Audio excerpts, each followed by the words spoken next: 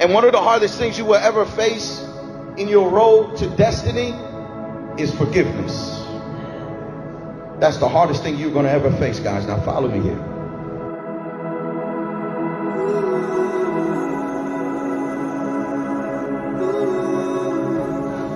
Why do marriages end in divorce? Why do family members stop speaking to each other and completely cut each other off? How can two childhood friends grow up together and can't stand being in the same room with each other and have a passion or a hatred towards each other? How come people leave churches and be upset and become church hurt? It's all because of offenses, guys. All because of offenses. Offenses has a toxicity to it, a pollution, if you will, that if it's not properly dealt with or expelled from the heart, it will seep down into your soul, poison your personality, and entrap your mind, your will, and your emotions. Offenses, if they're not properly dealt with, they will rob you of your peace. They will rob you of your joy. They will rob you of your faith. This is why the disciples said, increase our faith.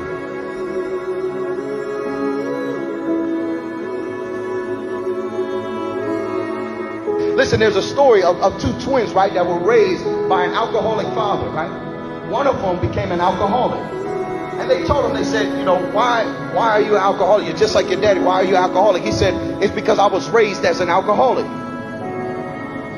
The other twin never touched the drink in his life. And they say, that's kind of ironic. Why haven't you even touched a drink? He said, because I was raised by an alcoholic father. And I don't want to be like him.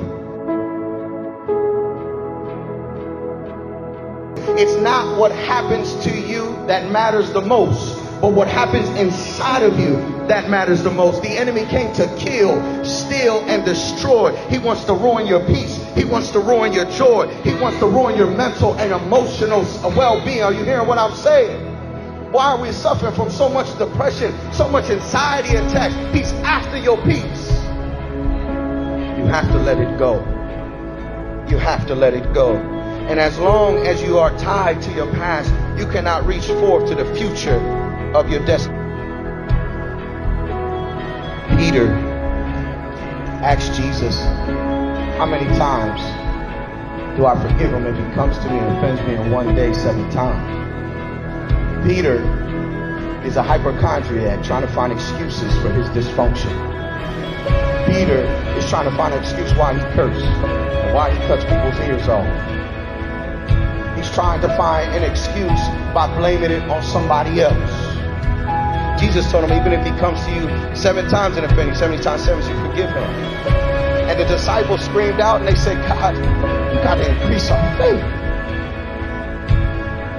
I'm not saying what you've been through has been easy. I know. It takes supernatural power to let certain things go in your life, to let go of all the abuse and all of the confusion. Believe me, I know God knows it more than anybody. And I'm not saying what you've been through means nothing. He knows where you are. He knows about your condition. He knows who walked out of your life and who left you. He knows who rejected you, who abused you, who betrayed you, who talked about you. He knows everything. But there comes a point in your walk where you have to ask God to give you faith.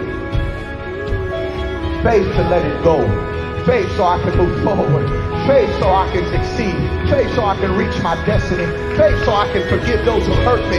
Faith to forgive my parents who betrayed me, who speak negativity over my life. Faith, God, increase my faith so I can continue to move forward.